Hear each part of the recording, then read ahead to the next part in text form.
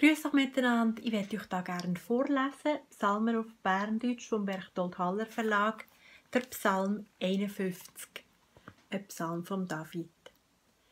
Dann, wo der Prophet Nathan zu ihm gekommen ist, weil er mit der Bathseba geschlafen hat. Gott, bist mir gnädig wegen dir Güte. Wegen deinem grossen Erbarmen lösch meine Sünden aus. Meine Sünde wäsch ganz von mir ab und mach mich sauber von mir Schuld. Meine Fehler, die kenne ich ja, und meine Schuld steht mir ständig vor Augen.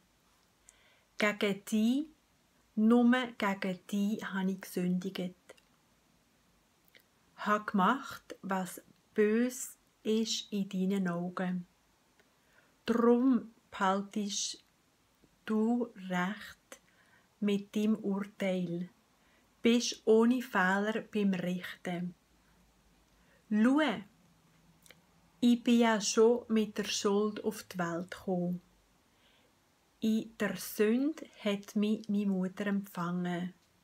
Schau, mir gefallen die Wahrheit, wo im geheimen Innersten liegt. Drum zeig mir die Weisheit, wo sich versteckt. Mit Isop mach mich frei vor Sünde, dass ich sauber werde. Wasch mich, dass ich weißer werde als Schnee. Die Freude und Fröhlichkeit lass mich erleben. Dann jubeln meine Glieder, wo du verbrätscht hast. Schau meine Sünden nicht an, lösch meine ganze Schuld aus. Erschaff mir, Gott, ein sauberes Herz und gib mir einen neuen, festen Geist. Jag mich nicht fort von dir und nimm mir die Heilige Geist nicht weg. Gib mir wieder die Freude von dir Hilfe und rüst mich aus mit einem guten Willen. Deine Wege will ich denen zeigen, die davon abgekommen sind. Dann kehren die Sünder um zu dir. Rett mich vor der Blutschuld, Gott, Gott, du, mein Retter, dass meine Zunge juchzet über die Gerechtigkeit. Herr, tu mir die Lippen auf, dass mein Maul dein Lob singen kann.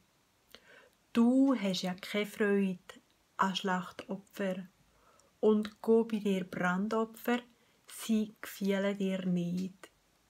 Mein Opfer, Gott, ist ein gebrochener Geist, ein gebrochenes und demütiges Herz. Das, Gott, verachtest du nicht. Bis in dir Gnade gütig gegen Zion, baut die Mauern von Jerusalem wieder auf.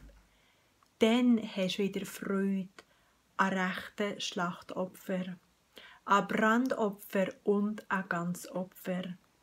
Dann kann man Munneli opfern in deinem Altar.